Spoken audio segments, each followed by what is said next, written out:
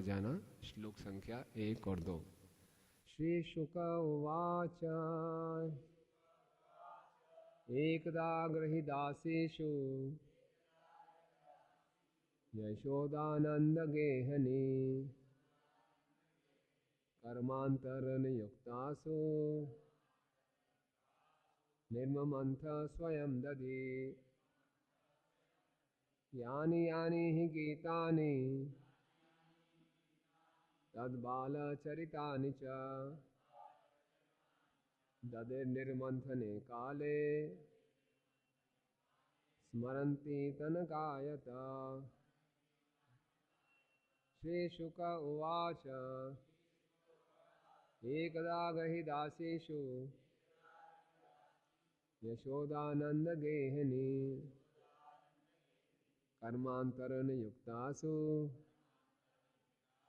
निर्ममन्थ स्वयं ददि यानि यानि हि गीतानि तद्बालचरितानि च ददिर्निर्मन्थने काले स्मरन्ति तानि गायत।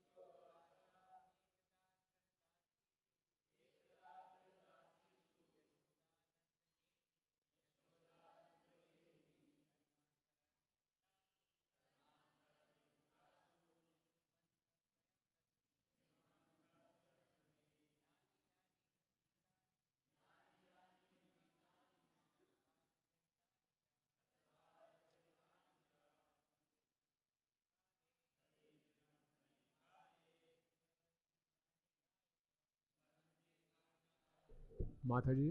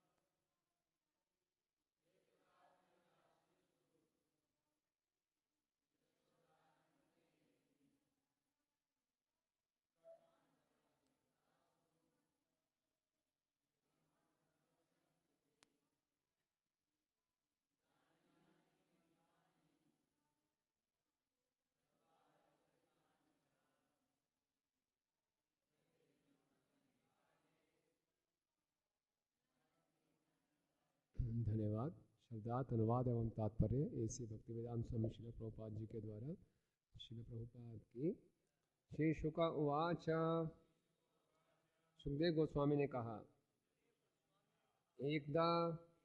एक दिन गृहदासीषु जब घर की नौकरानियां काम में लगी हुई थी, यशोदा माता यशोदा नंद गेहिनी नंद महाराज की रानी कर्मांतर अन्य काम काजों में नियुक्तासु लगी हुई, निर्ममंथ मथने लगी, स्वयं स्वयं खुद, दधी दही यानी जो यह इस संबंध में गीतानि गीत तद्बाल चरितानि जिसमें अपने बालक के कार्यकलापों का वर्णन था,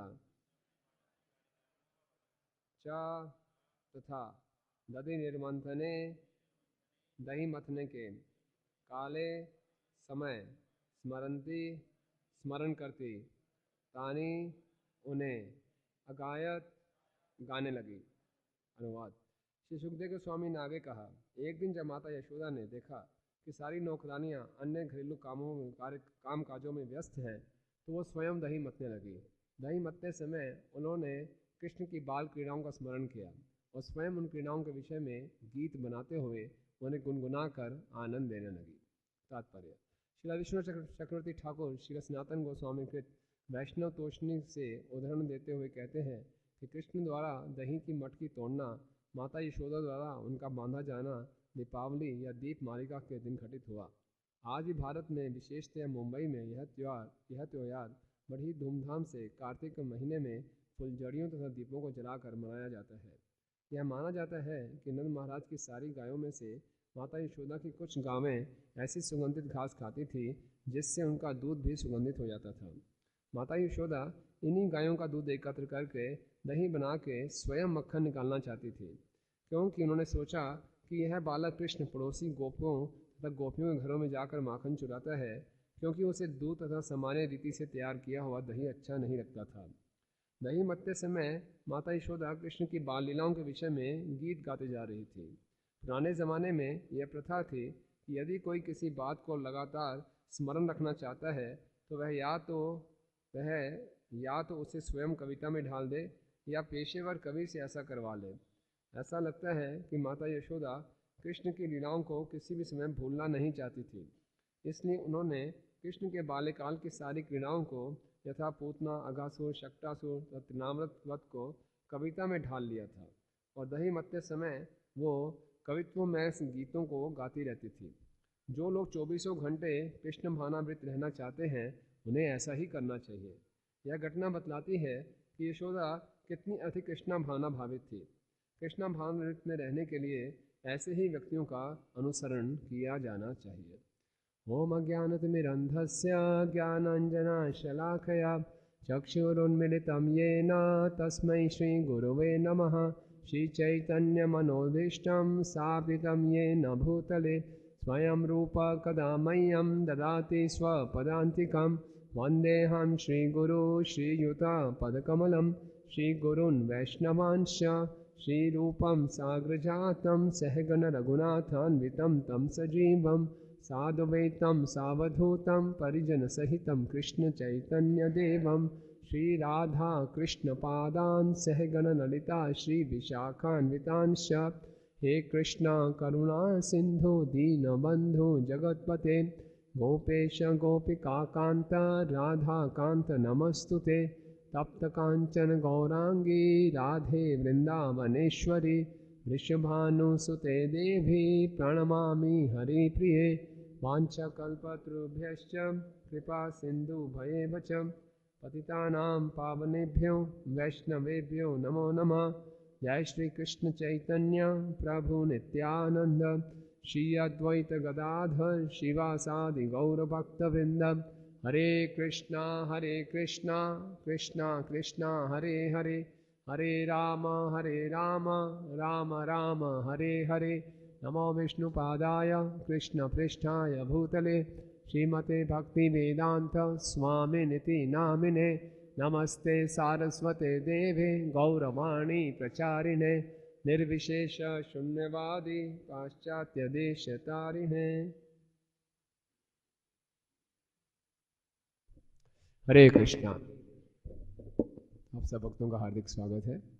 कल रात्रि से हमने ये प्रसंग शुरू किया है और कल शाम को हमने चर्चा की कि किस प्रकार से यशोदा मैया सुबह सुबह ब्रह्म मुहूर्त में उठ के अपनी सेवा में लग जाती थी, क्योंकि उसको मालूम था कि बाद में जब एक बार कृष्ण उठ गए तो वो ये कार्य नहीं कर पाएंगे और ये बहुत ही महत्वपूर्ण कार्य है। यशोदा मैया अपने हाथ से स्वयं दधी मंत्र रही थी। ये दीपावली का दिन था। तो एकदा गहिदाशीषु यशोदा, तो यशोदा जी का अर्थ होता है जो दूसरों को यश दे। तो यशोदा जी कृष्ण को यश देना चाहती हैं कि कृष्ण इस लीला के माध्यम से दिखा रहे हैं कि वो परम पुरुषोत्तम भगवान होते हुए भी भक्तों के प्रेम के सामने झुक जाते हैं। कहा जाता है भक्ति is the science of being defeated. भक्ति हारने का विज्ञान है। इस संसार में हर कोई व्यक्ति जीतना चाहता है, कोई हार को पसंद नहीं करता, लेकिन भगवान अपने भक्तों के साथ हाथ हार के यश प्राप्त करते हैं। और वो यशोदा का यश बढ़ा रहे हैं और यशोदा जी कृष्ण का यश बढ़ा रही है। तो वास्तव में यही भक्त और भगवान के बीच में संबंध है। एक बार 20 अगस्त 1985 में परम पूजनीय गिरिराज स्वामी महाराज ने एक पत्र लिखा परम पूजनीय सतसुर स्वामी महाराज जी को। जय हो श्री श्री प्रहलाद नरसिंह देव जी की जय, कृष्ण बलराम की जय, राधा मदन मोहन जी की जय, श्री श्री गौर निताई की जय, जगन्नाथ बलदेव सुभद्रा महाराज की जय। तो 20 अगस्त 1985 में परम पूज्य गिरिराज महाराज जी ने परम पूजनीय सतसुर महाराज जी को पत्र लिखा और उन्होंने कहा कि हमारा ये इस्कॉन आंदोलन, हरे कृष्ण आंदोलन इतनी तेज़ी से बढ़ रहा है, इसके पीछे एक बहुत बड़ा रहस्य है। महाराज विनम्रता से कह रहे हैं हमारी तो कोई योग्यता है नहीं, हम तो मलेच्छ हैं, यमन हैं, फिर भी ये आंदोलन इतनी तेज़ी से क्यों बढ़ रहा है। तो गिरिराज महाराज जी कह रहे हैं निश्चित रूप से भगवान प्रभुपाद का यश पूरे विश्व में फैलाना चाहते हैं, तभी इस आंदोलन को बढ़ा रहे हैं। तो फिर उन्होंने बोला कि भगवान ऐसा क्यों करेंगे कि प्रभुपाद का यश बढ़ाएंगे। तो गिरिराज महाराज कह रहे हैं उस पत्र में, क्योंकि प्रभुपाद के हृदय में केवल एक ही इच्छा थी कि कैसे कृष्ण का गुणगान किया जाए, इसके अलावा उनके हृदय में और कोई इच्छा नहीं थी। तो प्रभुपाद की एकमात्र यही इच्छा थी कि मुझे भगवान का गुणगान करना है। तो भगवान की भी एकमात्र इच्छा है कि मुझे अपने शुद्ध भक्त प्रभुपाद का गुणगान करना है। श्रील प्रभुपाद की जय। और हम देखते हैं जैसे कि जब अंग्रेजों का राज था तो उनके यहाँ कहावत थी, the sun never sets in British empire. British साम्राज्य में कभी सूर्य अस्त नहीं होता। इसी ढंग से इस्कॉन के साम्राज्य में प्रभुपाद जी का सूर्य हमेशा आगे उदयमान रहेगा। आज संसार में 600 से भी अधिक केंद्र हैं और हर समय कहीं ना कहीं प्रभुपाद जी की आरती चल रही होगी। ए बे यश घृषुक त्रिभुवन, ये तो खाली इस पृथ्वी लोक की बात हुई, और अन्य लोकों में भी प्रभुपाद का गुणगान चल रहा होगा। तो ये है वास्तव में, क्योंकि प्रभुपाद जी ने क्या किया, प्रभुपाद ने जब इस्कॉन सोसाइटी की रचना की नाम रखा international society for Krishna consciousness, Prabhupada ने अपना नाम कहीं नहीं आने दिया। अक्सर लोग किसी संस्था का निर्माण करते हैं तो अपने नाम से करते हैं, प्रभुपाद ने अपना कोई नाम नहीं, कृष्ण को आगे किया। और इसी ढंग से हर जगह जाके प्रभुपाद ने कृष्ण का ही गुणगान किया। प्रभुपाद के हर तात्पर्य में कितनी बारी कृष्ण का शब्द आता है, कितनी बारी हरे कृष्ण महामंत्र आता है। प्रभुपाद ने अपने तात्पर्यों को इस प्रकार से लिखा कि अगर कोई पूरी पुस्तक ना भी पढ़े, एक पेज भी पढ़ ले तो कृष्णा भावना भावित हो जाए। कितना प्रभुपाद में सेंस ऑफ अर्जेंसी था कि लोगों को कृष्ण देना है मुझे। और इसी ढंग से प्रभुपाद हमसे ये अपेक्षा करते हैं। प्रभुपाद जी अपने एक लेक्चर में कह रहे हैं कि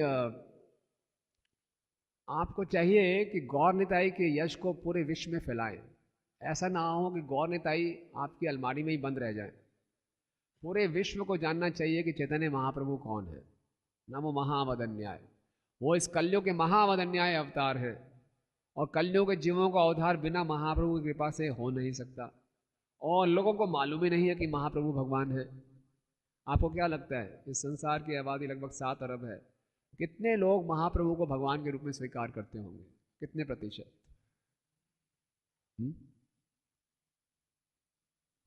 हार्डली 0.1% भी नहीं होगा।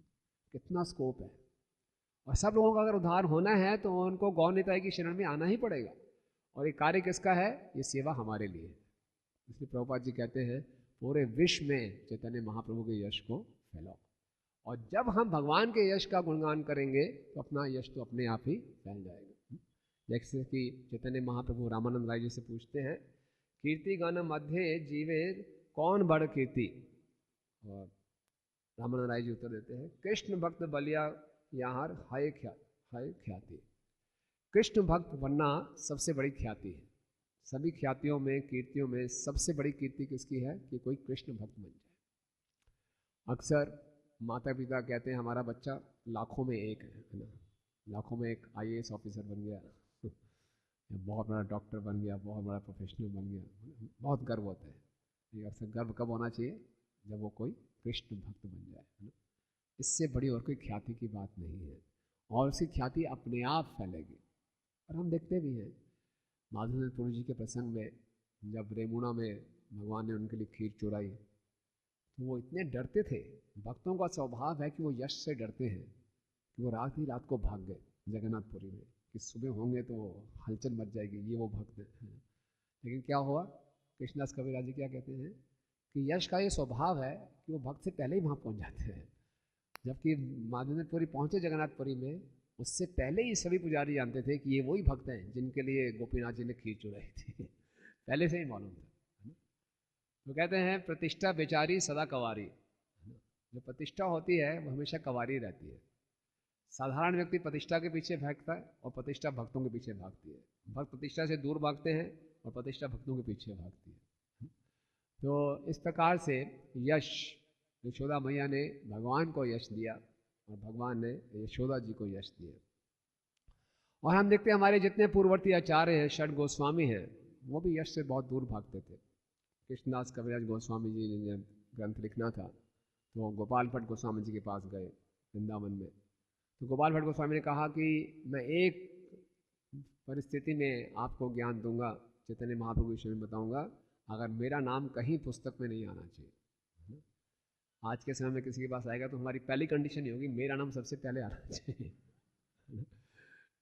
कई बारी इसी प्रकार से रूप और सनातन के पास आए थे रूप नारायण चक्रवर्ती, उनसे विजय पत्र साइन करा लिया उन्होंने। तो रूप और सनातन का लो भाई साइन कर देते, कहाँ करना, जाओ आप खुश रहो। तो बहुत खुश हो गए, मैंने देखो रूप और सनातन को भी हरा दिया। तो जीव को बहुत खुशी मिलती है, बस जीव को कृष्ण बनने की नकल करनी है तो चाहता है कि हर लोग, हर व्यक्ति मेरा गुणगान करे। लेकिन ये यश हमें लेकर डूब सकता है। भक्ति के मार्ग में ये बहुत बड़ी बाधा है। एक कथा आती है कि एक बार एक गांव था, उस गांव में नदी थी, उस तालाब में सारस होते ना, जिनकी लंबी लंबी चोंच होती, वो भी थे, कुछ बंदर भी थे। अच्छा गांव था। अचानक वहाँ अकाल पड़ गया, उनका पूरा पानी सूख गया, कहीं पानी पीने को नहीं है, हाहाकार मच गई। अब ये सारस थे, इनकी तो खूबी थी ये उड़कर दूसरे गांव में जा सकते थे। उन्होंने निश्चित किया, दो सारस थे, चलो हम तो उड़ के दूसरे गांव में चले जाते हैं। लेकिन इनका मित्र था बंदर, बोले मुझे छोड़कर कहाँ जा रहे हो, मैं कितना कूद कूद के जाऊँगा, थक जाऊँगा, एक पेड़ से दूसरे पेड़ में कूदूंगा, फिर ऐसे तो गाँव में जाना बहुत मुश्किल है, क्या करें, हम आपकी मदद कैसे करें। तो बंदर बहुत इंटेलिजेंट था, बुद्धिमान था, उसने बुद्धि लगाई, कहते एक आइडिया आया। क्या? उसने क्या किया, एक लंबी सी डंडी ले ली, है ना, बोला तुम दोनों सारस हो, अपने अपने मुख से चोंच से इन दोनों डंडी को पकड़ लेना और मैं उस डंडी से लटक जाऊँगा, तुम उड़ते रहना, तो मैं दूसरे गाँव पहुँच जाऊँगा। ठीक है, ट्राई कर लेते हैं। बोले कुछ हो गया, वैसे भी हम मरना ही है, ये ट्राई करके देख लेते हैं। तो दोनों डंडी पकड़ी, उड़े, बंदर लपक गया, उड़ते गए उड़ते गए उड़ते गए, काम चल गया। वो तो चलने लगे, उन गांव के लोगों ने ऊपर देखा, अरे कमाल है, कमाल है, क्या बात है, क्या आइडिया है, किसका आइडिया ये तो बहुत बढ़िया है, ये तो क्या, किस बुद्धिमान व्यक्ति को नोबेल पुरस्कार मिलना चाहिए ऐसा आइडिया। सारे गुणगान, शोर शराबा मच गया, सारे गाँव वाले इकट्ठे, कमाल है, जय हो, वाह वाह वाह, कमाल हो गई, कमाल हो गई। और वो बंदर इतना खुश हो रहा था, लोग इतने नीचे गुणगान कर रहे हैं, कौन है वो बुद्धिमान व्यक्ति जिसने ये आइडिया दिया, कौन है वो, कौन है वो, है ना। सब पूछ रहे आप हैं, आप हैं, नहीं, ये कौन हो सकता है ऐसा बुद्धिमान व्यक्ति। तो वो घूम के सारस की तरफ देखते, आप बोलो ना। वो बोले कैसे बोले, हम मुंह खोलेंगे तो गिर जाएगा। तो वो सारस चुपचाप उड़ रहे हैं और ये बंदर से इतनी अंदर प्रशंसा हो रही है, कौन है, कौन है, कौन है। बंदर इतना एक्साइटेड हो रहा था, क्यों नहीं लोग जानते कि मैं हूँ। और वो एक्साइटेड होकर उछल कर बोला मैं हूँ, और उसने क्या किया, डंडी छोड़ दी और नीचे गिरा। तो ये हो जाता है भक्ति के मार्ग में, क्योंकि बहुत आसानी से भक्तों को यश का तो प्रकृति है, भगवान तो भक्तों को तुरंत यश दे देते हैं, लेकिन भक्तों को बहुत सावधान रहना चाहिए। उस यश को हमने स्वीकार करने का प्रयास किया तो ये भक्ति में हमारे पतन का भी कारण बन जाता है। तो भक्त लोग क्या करते हैं, जो यश मिलता है, क्या, all glories to Shri Prabhupada, all glories to assembled devotees, सारी की सारी ग्लोरीज, सारा का सारा यश गुरु परंपरा को, सारा का सारा यश भक्तों को, और कुछ नहीं। ये नहीं कि थोड़ा सा अपने पास, 100% नहीं, 10% तो अपने पास रख लूँ, थोड़ी सी टिप अपने पास रख लूँ। All glories to Srila Prabhupada, तो इस ढंग से हमें ये ट्रांसफ़र करना है। तो जितना हम प्रभुपाद को यश देंगे, जितना हम भगवान चैतन्य महाप्रभु के संदेश का प्रचार करेंगे और पूरे जगत में जानना चाहिए। वो बहुत कम लोग प्रभुपाद जी को जानते हैं, बहुत कम लोग चैतन्य महाप्रभु कृपा से अवगत है। तो हमारा कर्तव्य है कि इनके यश को खूब बढ़ाएं, गांव गांव गली गली जाके लोगों को बताएं। इतना लोग भ्रमित हैं। अभी पीछे कुछ समय पहले इलस्ट्रेटेड वीकली मैगजीन ने एक सर्वे किया कि आज के समय में भगवान नंबर 1 कौन है, वो इज गॉड नंबर 1, क्योंकि नए रोज भगवान बदलते रहते हैं। तो वहाँ उनका सर्वे में मालूम चला कि साईं बाबा इस समय नंबर 1 पे चल रहे हैं। तो ऐसी हालत है, लोग किसी को भी भगवान मान लेते हैं और चैतन्य महाप्रभु स्वयं भगवान है, उनके बारे में कोई नहीं जानता। इसलिए हम जाएं, लोगों को बताएं महाप्रभु के विषय में। तो ये यही हमारे जीवन का मिशन है। तो अपना यश तो अपने आप भगवान देंगे ना दें अलग बात है, लेकिन हमें क्या करना है, भगवान का गुणगान, और यही यशोदा मैया कर रही हैं। तो यशोदा मैया ने क्या किया कि स्वयं दही मतने लगे। उस दिन सारी की सारी जो उनकी नौकरानियाँ थी कर्मांतर नियक्तासु, वो दूसरे कामों में व्यस्त थी।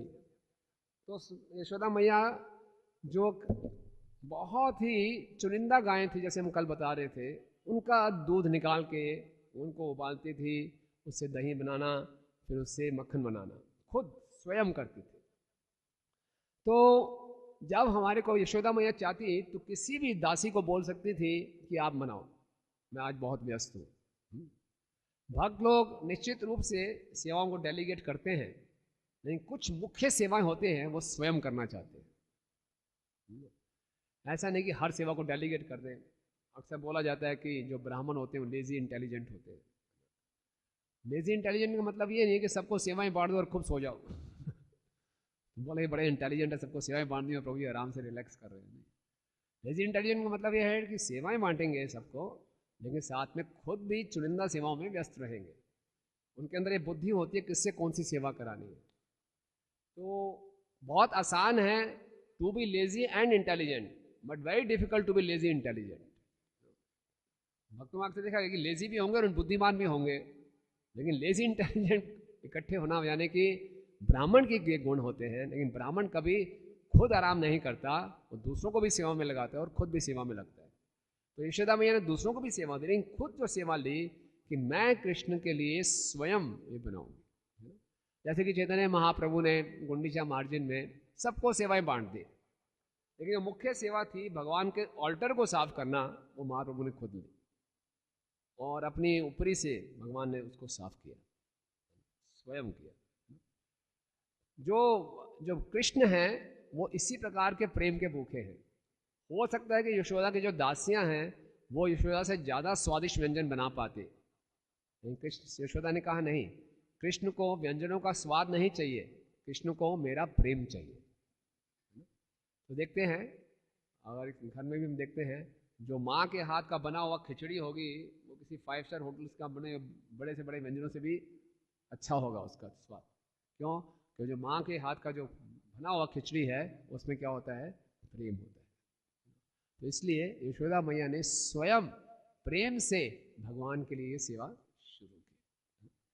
तो यशोदा मैया जी बड़ा अटेंशन दे रही हैं डिटेल्स को। कहा जाता है attention to detail is a sign of love, कि प्रेम की ये निशानी है कि व्यक्ति बहुत विस्तार में जानना चाहेगा इनको क्या अच्छा लगता है, क्या अच्छा नहीं लगता। तो देखते हैं कि ये बाहर चला जाता है खाने, तो इसको मैं सुगंधित से सुगंधित दूध लाऊंगी, उन गायों का ध्यान रखूंगी और उससे मैं मक्खन बना के इसको खिलाऊंगी। तो ये बहुत विशेष बात है। हम सेवाओं में कितना डिटेल्स में जाते हैं भगवान की प्रसन्नता के लिए, इसको को कहते हैं ये प्रेम का लक्षण है। अन्यथा सेवा तो कैसे भी हो जाएगी।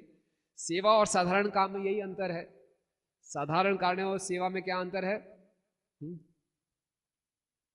कोई साधारण कार्य हो रहा है या सेवा हो रही है, उसमें क्या अंतर होगा? चेतना का अंतर है, भाव का अंतर है। तो जितना हम सेवा के लिए कष्ट उठाएंगे उतना भगवान हमसे प्रसन्न होंगे। भगवान को हम अपने द्रव्य पदार्थों से प्रसन्न नहीं कर सकते। अच्छी अच्छी आइटम्स हमने बना लिए, अच्छे अच्छे व्यंजन बना लिए, इन व्यंजनों को बनाने के पीछे क्या भाव है, भगवान उसके भूखे हैं। भगवान उस पदार्थ के भूखे नहीं है, उस पदार्थ को अर्पण करने के पीछे क्या भाव है उसके भूखे हैं। तो यशोदा मैया अच्छे ढंग से जानती थी, बहुत प्रेम से पूरा डिटेल्स में जा रही है और उसके लिए पूरा ध्यान दे रही है।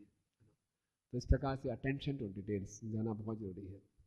श्रीला प्रभुपाद जी जब पहली बारी भारत में आए सैन फ्रांसिस्को से, उनके शिष्य बहुत क्रंदन कर रहे थे कि स्वामी जी हमें छोड़कर जा रहे हैं। प्रभुपाद ने बोला नहीं, मैं आऊँगा अभी वापस।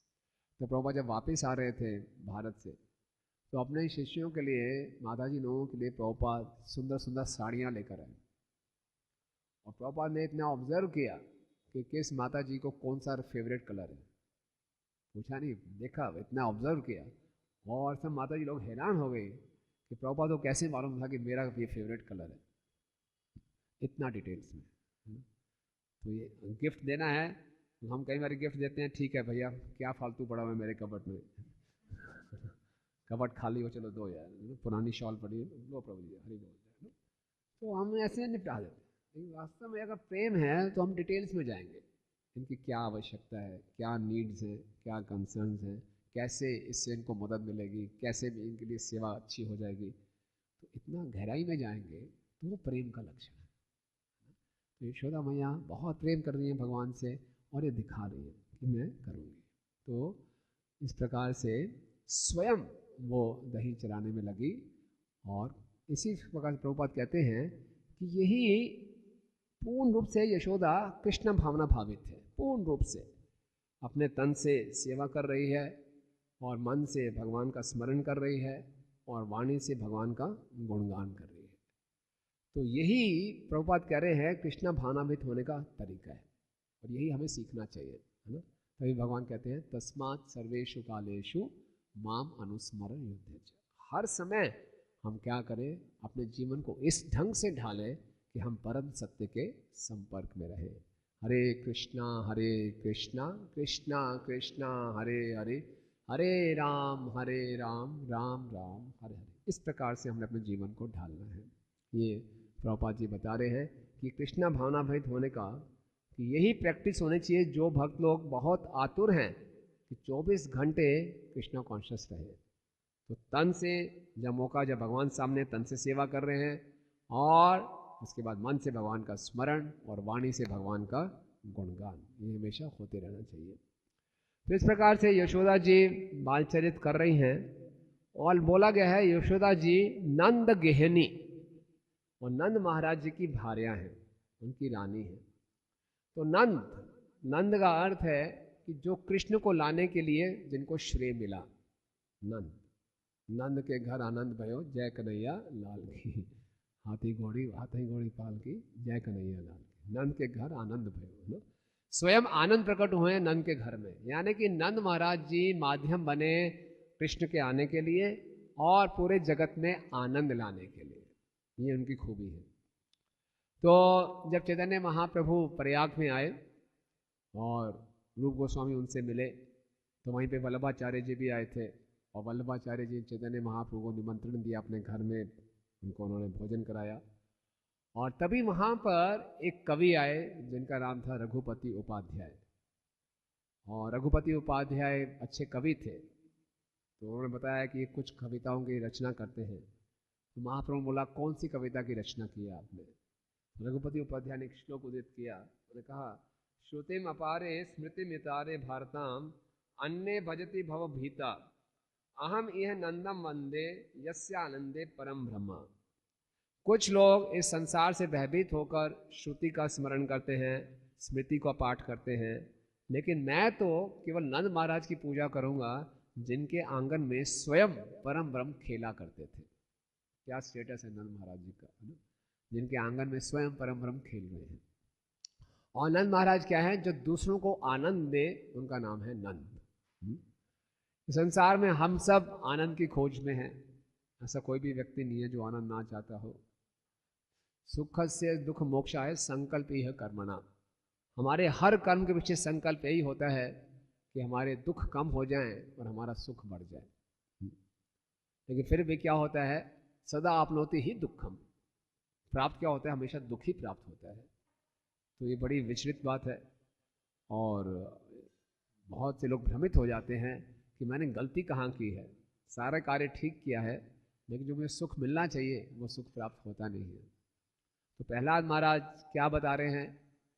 जय श्री श्री कृष्ण बलराम जी की जय, जगन्नाथ बलदेव सुदास कृष्ण जी की जय, राधा मदन मोहन जी की जय, प्रहलाद नरसिंह देव जी की जय, श्री श्री गौर की जय। तो प्रहलाद महाराज क्या कह रहे हैं कि अगर किसी को आनंद चाहिए तो वो क्या करे कि आनंद की खोज करना बंद कर दे। यही फार्मूला है। अगर हम आनंद को खोज रहे हैं तो खोजते ही रह जाएंगे। और आनंद चाहिए तो आनंद को मत खोजिए, क्या करिए, दूसरों को आनंद देने का माध्यम बनिए। कृष्ण को आनंद दे तो हमें अपने आप स्वतः आनंद प्राप्त हो जाएगा। नास्ति बुद्धि अयुक्तस्य नाचा युक्तस्य भावना, नाचा भावता शांति, अशांतस्य कुतः सुखम। जिसकी बुद्धि भगवान में युक्त नहीं है उसका मन भी स्थिर नहीं हो सकता। जिसका मन स्थिर नहीं है उसे शांति की प्राप्ति नहीं हो सकती। जिसका मन शांत नहीं है उसको सुख कैसे प्राप्त हो सकता है ना? यानी कि सुख चाहिए तो मन को शांत होना चाहिए। मन को शांत होना चाहिए तो बुद्धि स्थिर होनी चाहिए। बुद्धि स्थिर होनी चाहिए तो बुद्धि युक्त होनी चाहिए कृष्ण में। बुद्धि जब युक्त होगी कृष्ण में तो हम क्या करेंगे? कृष्ण को आनंद देंगे और कृष्ण के भक्तों को आनंद देने की योजनाएं बनाएंगे। ये जो मन है हमारा इतना चंचल है, ये कभी भी संतुष्ट नहीं रहता। और ये मन की प्रकृति है असंतुष्ट रहना, चाहे हम किसी भी परिस्थिति में क्यों ना हो। जिन वस्तुओं के लिए, जिन परिस्थितियों के लिए मन ललायित होता है, वो वस्तु, वो पद, वो परिस्थितियां प्राप्त भी हो जाएं, फिर से मन असंतुष्ट हो जाता है। मन को संतुष्ट रखना असंभव है, लगभग असंभव। लेकिन भगवान गीता के 17वें अध्याय में मन की तपस्या बताते हैं, शरीर की तपस्या बताने के बाद। और मन की तपस्या बताते हैं, मनः प्रसादम सौम्यत्वम मौनम आत्म विनिग्रह भाव संशिल्पि एतत् मनः तापस उच्यते। मन की पहली तपस्या बहुत इंटरेस्टिंग है। भगवान ने क्या कहा? मनः प्रसाद, संतुष्टि। संतुष्टि को मन की तपस्या बताया गया है। यानी कि तपस्या का अर्थ होता है करना, खुद करना पड़ेगा। संतुष्ट होगा नहीं, संतुष्ट करना पड़ेगा। तपस्या अपने आप हो नहीं जाती। एकादशी के दिन व्रत अपने आप होता नहीं है, करना पड़ता है। सुबह हम जल्दी अपने आप उठते नहीं है, उठना पड़ता है। कोई संकल्प लिया, व्रत लिया, तपस्या किया, उसको करना पड़ता है। इसी ढंग से मन की तपस्या है संतुष्ट रहना, करना। तो मन को संतुष्ट करना पड़ता है, मन संतुष्ट होगा नहीं, ये इसकी तपस्या है। अक्सर हम समझते हैं जो संतुष्टि है, क्योंकि जब तक मन संतुष्ट नहीं होगा हम सुखी नहीं रह सकते, आनंद में नहीं रह सकते। आनंद जो है एक वस्तुओं का विषय नहीं है कि कोई वस्तु, कोई पद या कोई यश प्राप्त हो जाए। अक्सर लोग यही होते हैं कि भाई यश प्राप्त हो जाए तो हम आनंद में होंगे। तो हम देखते हैं कि बड़े बड़े फिल्म स्टार्स हैं, राजनेता हैं, बहुत यश है इनके पास, ये बहुत दुखी है, फ्रस्ट्रेटेड है। परम पूजनीय भक्ति तीर्थ स्वामी महाराज अपनी पुस्तक में लिख रहे हैं कि वो मिला करते थे मोहम्मद अली से। मोहम्मद अली आप जानते हैं, अब तो शायद नहीं रहे, वो बहुत बड़े बॉक्सर थे अपने समय के। तो मोहम्मद अली के घर में बैठे थे एक बारी, और क्या हुआ, लगभग 7:15 बजे मोहम्मद अली अपने घर की बालकनी में गया। वहाँ देखा भीड़ लगी हुई है लोगों की, भीड़ के भीड़। वो क्या आ रहे हैं? मोहम्मद अली के दर्शन करने आ रहे हैं। 7:15 बजे दर्शन आती थी मोहम्मद अली की। सबको दर्शन किया, यूँ किया उसने, और अंदर आ गए। और अंदर आकर डाइनिंग टेबल पे ब्रेकफास्ट ले रहे हैं और खूब जोर जोर से गालियाँ दे रहे हैं, गंदी गंदी गालियाँ दे रहे हैं। सब लोग मुझे रेस्ट भी नहीं करने देते, आराम भी नहीं है मुझे। तो महाराज सुनते रहे और फिर बोलने लगे महाराज को, जब मैं छोटा बच्चा था, बहुत गरीब झोपड़ी में पैदा हुआ था, और जब मैं बड़े लोगों को देखता था, मैं सोचा मुझे भी एक दिन ये बनना है। अब मैं बन गया हूँ, लेकिन इतने लोग मेरे पीछे पड़े रहते हैं, मेरी कोई प्राइवेसी नहीं है लाइफ में। बहुत दुखी और कुंठित था। इतना बड़ा सुपरस्टार, लोग उसके पीछे पागल हैं, लेकिन वो दुखी है। और ऐसे हम कितने फिल्म स्टार्स को जाते हैं, बड़ी बड़ी पर्सनैलिटीज आत्महत्या कर लेती हैं। तो यानी कि संसार की बड़ी स्थित परिस्थिति को, पोजीशन को, पद को प्राप्त करना, कोई वस्तुओं को प्राप्त करना, सुविधाओं को प्राप्त करना, ये हमारे सुख के कारण नहीं है ना। तो कैसी भी परिस्थिति में क्यों ना हो, मन को संतुष्ट रखना चाहिए, ये प्रैक्टिस करनी है ना। और प्रभुपाद जी कहते हैं कि हमारा ये जो आंदोलन है, कृष्णा भानामृत आंदोलन, ये सूक्ष्म शरीर की प्रशिक्षण के लिए, सटल बॉडी के ट्रेनिंग के लिए। ग्रॉस बॉडी को तो कई जगह ट्रेनिंग मिल जाती है, लेकिन जो सूक्ष्म शरीर है उसको ट्रेन करना इतना आसान नहीं है। तो सबसे बड़ी ट्रेनिंग माइंड की ये है कि माइंड को हम संतुष्ट रखें, और ये आसान नहीं है, कि अक्सर हम समझते हैं संतुष्टि, सेटिस्फैक्शन एक इमोशन है, कि जो मैं चाहता हूँ वैसा हो जाए तो मैं संतुष्ट हो जाऊँगा। अक्सर हम ये समझते हैं, मेरी इच्छा पूरी हो जाए, मेरी बात कोई मान ले, जैसा मैं चाहता हूँ वैसे हो जाए तो मैं संतुष्ट हो जाऊँगा। नहीं, संतुष्टि एक इमोशन नहीं है, संतुष्टि हमारा एक निर्णय है कि आप संतुष्ट रहना चाहते हैं कि नहीं। इस परिस्थिति में जैसे भी परिस्थिति हो, मुझे संतुष्ट रहना है ना। पुराने जमाने में हम सुनते थे, जाहे विधि राखे राम, ताहे विधि रहिए, सीताराम सीताराम सीताराम कहिए। जो व्यक्ति संतुष्ट नहीं है वो भगवान की सेवा में नहीं लग सकता। वो यही है ना, ये क्यों नहीं हो रहा, वो क्यों नहीं हो रहा, मैं उसने ऐसा क्यों कर दिया, वैसा क्यों बोल दिया, ये क्यों नहीं हुआ, ऐसा होना चाहिए, वैसा होना चाहिए, यही लगा रहेगा। वो कहाँ कृष्ण भाना भावित हो पाएगा, इसी में लगा रहेगा, उसका पूरा जीवन इसी में निकल जाएगा। आलोचना करना, आलोचना सुनना, फॉल्ट्स देखना, ये करना, परेशान रहना नहीं। तो कहा जाता है 3 चीज़ों में हमेशा संतुष्ट रहना चाहिए हमें। कैसा? जैसा आहार मिले खाने को खा लो, प्रसाद जैसा मिल रहा है ले लो, है ना। उसमें दोष ना देखो क्या बना दिया, रोज़ वही बना देते हैं, कैसा है वैसे, जो मिल रहा है, चाहे हम घर में रहते हैं या आश्रम में रहते हैं, जो प्रसाद जो प्राप्त हो रहा है आहार में उसको पालो। दूसरा, जितना वेतन प्राप्त हो रहा है उसमें संतुष्ट रहो, है ना। और जो गृहस्थ आश्रम में रहने वाले जो आपको पति पत्नी प्राप्त हुए हैं उसमें संतुष्ट रहो। अक्सर लोग इन तीनों चीज़ों से असंतुष्ट रहते हैं, भागे फूट गए मेरे, जो आप मिल गए वेतन इतना कम क्यों है, उसका इतना ज़्यादा क्यों है, रोज़ वही खाना बना देते हो, क्या है ना। तो अक्सर लोग इसी में असंतुष्ट रहते हैं। तो इन चीज़ों में असंतुष्ट रहने का कोई लाभ नहीं है, इसमें कभी संतुष्ट रह भी नहीं सकेंगे। तो क्या इसमें संतुष्टि का प्रैक्टिस करें। और 3 चीज़ों में कभी संतुष्ट नहीं रहना चाहिए। एक है हरि नाम के जप में, हरे कृष्णा कृष्णा कृष्णा हरे हरे, हरे राम राम राम हरे, ना। हरि नाम का जप जितना ज़्यादा से हम कर सकें। तो प्रभुपाद एक बार मॉर्निंग वॉक में थे, किसी भक्त ने पूछा, Prabhupada why only 16 rounds? Prabhupada बोला, वाई नॉट 16,000 राउंड्स? आप 16,000 माला भी कर सकते हो। एक बार ही हमारे एक यूथ फोरम के भक्त थे, वो परम पूजनीय गोपाल कृष्ण स्वामी महाराज के साथ मॉर्निंग वॉक पे जा रहे थे। तो गोपाल कृष्ण स्वामी महाराज जप कर रहे थे और ये भक्त सीधा सीधा चल रहा था। महाराज ने बोला, आप भी जप कर सकते हो? बोला, महाराज मेरी 16 माला हो गई।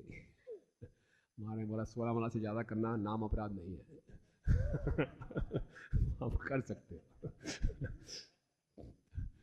तो हम सोचते हैं 16 माला के बाद पाद एकम न गच्छति, एक कदम आगे नहीं रखेंगे, है ना। नहीं, तो ज़्यादा से ज़्यादा जप करें, इसमें कंजूसी, इसमें संतुष्टि नहीं होनी चाहिए, है ना। अक्सर 16 माला निपटने के बाद बहुत संतुष्टि मिलती है, चलो हो गई। दूसरा, सेवा। बस प्रभु जी बहुत हो गई सेवा, और कितनी देंगे, 6-7 घंटे की सेवा बहुत होती है, थोड़ा विश्राम भी करने देंगे। नहीं, सेवा में कभी संतुष्टि नहीं, ज़्यादा से ज़्यादा सेवा करने के लिए हमें लालायित रहना चाहिए। और तीसरा, दान देने के लिए, गृहस्थ आश्रम में उनको जो दान देने के लिए पूरा आगे आतुर रहे, जितना दे सकते हैं दें। जो सन्यासी हैं ब्रह्मचारी, उनका क्या दान है? ज्ञान का दान, जितना दे सकते हैं दें, उसमें संतुष्टि नहीं। तो ये कुछ सिंपल फॉर्मूलेज हैं लाइफ के, मन को संतुष्ट रखने के लिए। और तभी हम क्या कर पाएंगे? भक्तों को और भगवान को आनंद देने के लिए कुछ योजना बना पाएंगे। प्रभुपाद इस 17वें अध्याय के 16 श्लोक के तात्पर्य में लिख रहे हैं को मन को नियंत्रित करने का, संतुष्ट करने का प्रभुपाद लिख रहे हैं सबसे अच्छा तरीका है दूसरों के भले के बारे में सोचो। What good I can do for others, दूसरों के लिए क्या मैं अच्छा कर सकता हूँ। ये नहीं कि दूसरों ने मेरे लिए क्या किया, अक्सर हमारा ध्यान इस पे जाता है कि मैं दूसरों के भले के लिए क्या कर सकता हूँ। तो ये मन को विचलित होने से हमेशा रोकेगा और तब हम जीवन में आनंद की अनुभूति करेंगे। श्रील प्रभुपाद इतनी वृद्ध अवस्था में अमेरिका में गए और किस प्रकार से उन्होंने उन हिप्पियों के हृदय को जीत लिया। क्यों? प्रभुपाद का एक ही होता था कैसे मैं इनको कृष्णा भावना भावित बनाऊं, और उसके लिए प्रभुपाद ने हर कष्ट सहने को तैयार थे, क्योंकि प्रभुपाद ने उनको इतना प्रेम दिया। वो लोग जो प्रभुपाद के सामने बैठते थे उन्हें प्रभुपाद का एक शब्द समझ में नहीं आता था। एक तो प्रभुपाद वृद्ध थे और ऊपर से उनका बंगाली एक्सेंट, ऊपर से वो संस्कृत के श्लोक भी कुछ बोलते थे, कुछ पता नहीं चलता था क्या बोल रहे हैं ये व्यक्ति। और हिप्पियों के कुछ गोल्डन रूल होते थे। उनका एक पहला गोल्डन रूल ये था कि किसी से कोई उपदेश नहीं सुनना, और खासकर अगर उसकी आयु 30 वर्ष से ऊपर है। प्रभुपाद की आयु भी 70 वर्ष की और उपदेश भी दे रहे हैं संस्कृत में। वो बैठ के सुनते थे। क्यों? क्योंकि प्रभुपाद के हृदय में करुणा थी, प्रेम था कि मैंने इनको कृष्णा भावना भावित बनाना है। और उन हिप्पीज को भी ये लगता था ये व्यक्ति को स्पेशल है, इसके हृदय में हमारे लिए प्रेम है, ऐसा प्रेम जो हमें अभी तक कहीं से प्राप्त नहीं हुआ, अपने माता पिता से भी प्राप्त नहीं हुआ। और इसीलिए प्रभुपाद ने उनको प्रेम दिया और उनको शिष्यों ने अपना पूरा जीवन हम देखते हैं कैसे समर्पित कर दिया। तो इसलिए अगर आनंद हमें चाहिए तो हम दूसरों को लाभ देने के बारे में सोचें और अपने आप जो परिस्थितियां हैं उसमें संतुष्टि की हम प्रैक्टिस करें। ये हमारी तपस्या है। संतुष्टि हमारे कंडीशंस को फुलफिल करने में नहीं कि जो मैं चाहता हूँ वो हो जाए तब मैं संतुष्ट हूँगा। पूरा संसार इसी भागदौड़ में है कि जो मैं चाहता हूँ वो हो जाए तो मैं संतुष्ट हूँगा, लेकिन ऐसा नहीं। ठीक है, समय 9 बजे ओके, ठीक है। तो इस श्लोक में हम यही चर्चा करें, उसके बाद अब किसी कोई प्रश्न है तो आप पूछ सकते हैं। तो आज हमने जो आज की इस क्लास में चर्चा की मुख्यतः ये कि यशोदा जी की क्वालिटीज़ को देखा हमने कि यशोदा कृष्ण को कैसे यश दे रही है, और भक्तों का भी ये कर्तव्य है कि प्रभुपाद जी का यश बढ़ाएं, चैतन्य महाप्रभु का यश बढ़ाएं, तभी हमारा यश स्वयं फैलेगा, लेकिन ऐसी इच्छा हमें नहीं रखनी चाहिए। और दूसरा, यशोदा जी को कृष्ण से कितना प्रेम था, कितना वो डिटेल्स में गई, और attention to details is a sign of love, और स्वयं उन्हें कुछ सेवाएं अपने लिए रखी, डेलीगेट नहीं किया। और दूसरा, नंद की वो रानी थी, और नंद का अर्थ है जो दूसरों को आनंद दे, और जब हम दूसरों को आनंद देने की योजनाएं बनाएंगे तभी हमें आनंद मिलेगा। और इसी के लिए हमारे पास जो परिस्थिति है उसमें हम संतुष्ट रहने की तपस्या का प्रैक्टिस करें। ये कुछ चर्चाएं की। हरे कृष्णा। कोई टिप्पणी या प्रश्न?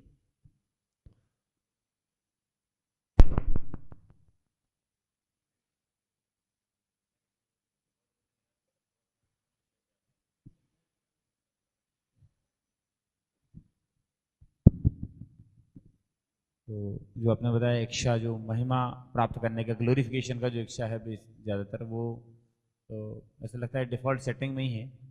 डिफ़ॉल्ट सेटिंग ऐसा लगता है कि डिफ़ॉल्ट सेटिंग है वो। और महिमा कभी कभी हम, आप बोल रहे हैं सेवा करने के लिए, सेवा भी कर रहे हैं, मान लो प्रचार प्रसार कर रहे हैं, तो उसके अंदर भी एक भाव रहता है कि मैं इतने लोगों को गाइड कर रहा हूँ, मैं सेंटर चला रहा हूँ, मैं इतना बड़ा मैनेजमेंट कर, जो भी चीज़ें इतने लोगों को गाइड कर रहा हूँ, तो वो भी उसके पीछे भी एक शायद एक सटल बैक में एक डिज़ायर रहता है माइंड में ग्लोरिफिकेशन का। तो ये बहुत बड़ा बाधा है, आपने बताया। तो इसको दूर करने के लिए क्या मतलब करना चाहिए?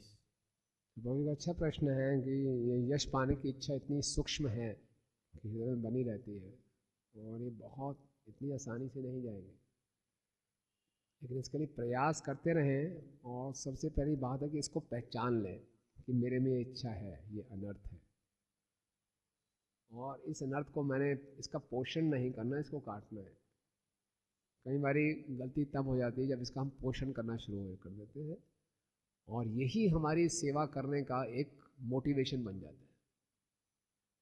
हमें मालूम होना चाहिए कि ये मेरे में समस्या है, क्योंकि हम सब इस संसार में आए हैं, जो कंडीशन सोल है वो कृष्ण ही बनना चाहता है, कृष्ण की तरह यशस्वी, ये सब मेरा गुणगान करिए, ये हमारा इनहेरेंट है, डिफ़ॉल्ट डिज़ाइन है हमारा ऐसा। ठीक, इससे ऊपर उठना है तो इसको पहचान करके कि हाँ ये है मेरे में, उसकी हम प्रैक्टिस करें। तो जो हेल्प मिलती है, जो मेरा पर्सनल एक्सपीरियंस है, प्रार्थनाओं से हेल्प मिलती है। पहले हम कॉन्शियस हो जाएं कि हाँ बेटा तू ये कर रहा है, दिखा रहा है ये, लेकिन अंदर से ये चाहता है। सो पहले हम आइडेंटिफाई कर लें और फिर उसके लिए प्रार्थनाएं करें और सचेत रहें, और फिर प्रैक्टिस करें। जैसे यश मिल रहा है तुरंत ट्रांसफर करें, ये प्रैक्टिस की बात है। एक बार हमारे मंदिर में परम पूजनीय सच्चिदानंद स्वामी महाराज है, तो सच्चिदानंद स्वामी महाराज की कृपा है, बहुत करुणाशील है वो। साल में एक बार ही हमारे मंदिर में आते हैं, तो मुझसे प्रेम करते हैं। तो क्लास के अंदर भागवतम क्लास कर रहे थे, मैं उनको ट्रांसलेट कर रहा था, तो मुझे ग्लोरीफाई करते जा रहे थे, और मैं मारा नहीं मारा, ये मारा, मैं लाल लाल हो रहा था शर्म से। क्लास ख़त्म हो गई, अलग से कमरे में बैठे, फिर मैं महाराज आप बहुत अच्छे, मैं तो वो समझ गए मेरा अनर्थ उन्होंने देख लिया कि अंदर से बहुत गुदगुदी हो रही है इसको। उन्होंने बोला देखो समुद्र मंथन की लीला में भगवान शिव जी ने जहर यहाँ रख लिया है ना, अंदर जाने नहीं दिया। अंदर जाते तो परमात्मा के हृदय में वहाँ तक जहर नहीं पहुँचा, और बाहर भी जहर नहीं निकाला, तो पूरे संसार का वो हो जाता। तो जहर यहाँ रखा। तो भक्त के लिए जो यश गुणगान सुनना इस जहर के समान है ना। अगर आप शिव जी के समान नहीं होगी, यहाँ तक रख लो तो फिर तो ठीक है। अगर आपने यश पूरा अंदर ले गए, आपकी आत्मा आप गए, तो क्या करो, अंदर ले नहीं सकते, यहाँ रख नहीं सकते, आपके लिए एक ही उपाय है, बाहर निकालना। जैसे यश सुनाई दे रहा है अपना, तुरंत बाहर निकाल दो, तुरंत गुरु परंपरा को ट्रांसफर करो, उन्हें प्रैक्टिस करो, ये तो तुम्हारे लिए बहुत खतरनाक है। और फिर एक और जगह कोई भक्त गुणगान कर रहा था मेरे साथ, बोला आपका बहुत अच्छा लेक्चर था, बहुत अच्छा लेक्चर था। मैं भी बहुत धन्यवाद धन्यवाद कर रहा था। साथ में एक वरिष्ठ भक्त बैठे, बोले एक बात को बुरा मत मानना, यस कहते आप ब्रह्मचारी आश्रम में उतना यश सुनना नहीं चाहिए आपको। बोला जो गृहस्थ आश्रम है उनका तो कोई बात नहीं है, घर में जाके बैलेंस हो जाता है।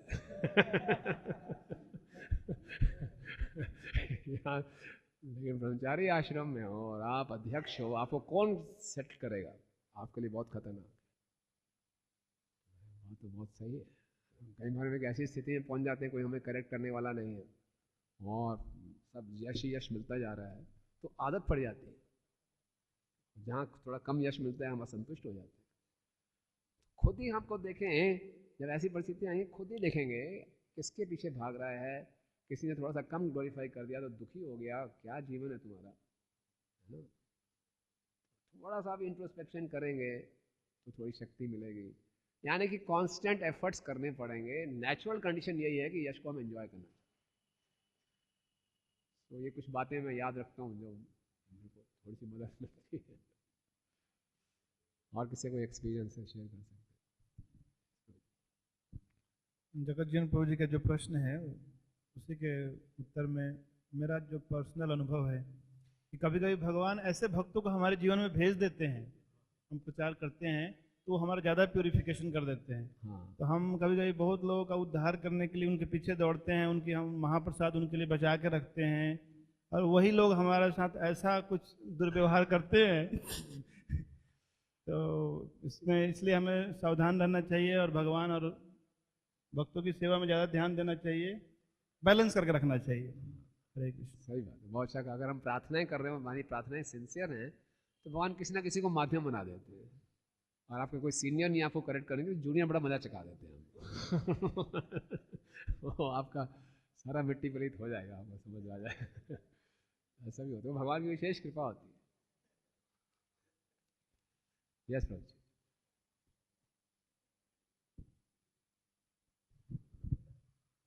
बहुत बहुत धन्यवाद प्रभु, आपने बहुत व्यवहारिक पॉइंट बताए। जिससे आपने बताया कि श्रील प्रभुपाद की जो वाणी है समझ में नहीं आती थी, जो हिप्पी लोग सुनते थे श्रील प्रभुपाद क्या बोल रहे हैं, बंगाली भाषा, संस्कृत, बंगाली एक्सेंट, तो लेकिन उनके प्रेम से वो लोग उनके प्रति जीवन समर्पित किए। तो कई बार हम देखते हैं कि हमें तो प्रेम मिल रहा है गुरु वैष्णव माध्यम से, लेकिन हम उस प्रेम को दूसरों को नहीं दे पा रहे हैं। क्योंकि तो सुनते हैं तब हमें ये प्रेरणा मिलती है कि देना चाहिए, लेकिन किसी न किसी तरह हम वो दे नहीं पा रहे हैं, तो उसको कैसे वो भावना को हम तीव्र करें अपने अंदर। अच्छा प्रश्न है प्रभु जी कि हमारे हृदय में हमें प्रेम मिल रहा है लेकिन आगे हम ट्रांसफ़र नहीं कर पा रहे। तो जो मेरी सूझबूझ है इसमें ये है कि हमें हो सकता है मेरे हृदय में वो करुणा का स्तर ना हो, जीवे दया करने की रुचि इतनी ना हो, लेकिन अगर मैं केवल माध्यम बनने का प्रयास करूं प्रभुपाद जी की करुणा का, तो एक साधना समझ के करने का प्रयास करूं इसे, मेरे लिए एक साधना है। प्रचार करना मेरे लिए एक साधना है, इसको साधना के लिए मैं करूं, इसकी प्रैक्टिस करूं। हमें तो खाली जो प्रभुपाद और चैतन्य महाप्रभु की करुणा है इसको आगे फैलाना है, करुणा तो उन्हीं की है। हम तो केवल माध्यम बन जाए उस करुणा को बांटने के लिए, तो एक साधना के रूप में इसकी प्रैक्टिस कर सकते हैं। तो इसीलिए गुरुजनों की विशेष कृपा होती है कि ज़बरदस्ती हमें वो सेवा में लगाते हैं, हमारी इच्छा तो नहीं होती, सेवा में लगाते हैं, जाओ प्रचार करो ये करो, इसी ढंग से हम उनके करुणा को बांटने का माध्यम बनते हैं। हमारी इच्छा नहीं भी हो लेकिन अपने अथॉरिटीज़ के आगे के अनुसार चलते रहें तो अपने आप वो हृदय हमारा कोमल हो जाएगा।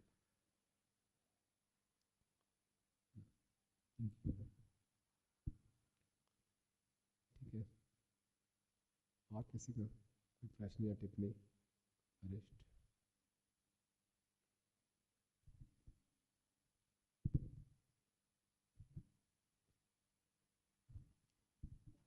हरे कृष्णा। तो शाम शाम को ये प्रवचन जारी रहेगा। कल शाम को, आज शाम को क्लास है और कल सुबह इसका कंटिन्यूशन है, और कल शाम को प्रभु जी चले जाएंगे 6 बजे। तो कल 2 क्लास और बाकी है, तो क्लास के पश्चात भी प्रसाद रहेगा, तो बाकी लोगों के लिए भी आप सूचित कर सकते हैं। श्री सुखमणि कृष्ण प्रभु की, शील प्रभुपाद की।